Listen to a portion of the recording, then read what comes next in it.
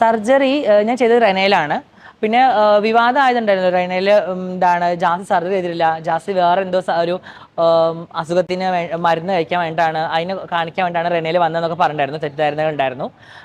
ഞാൻ സർജറി ചെയ്തത് റെനയിൽ മെഡിസിറ്റി തന്നെയാണ്. വളരെ നല്ല സർജറി തന്നെയായിരുന്നു. ഞാൻ ഭയങ്കര ഹാപ്പിയാണ് എൻ്റെ സർജറിയിൽ.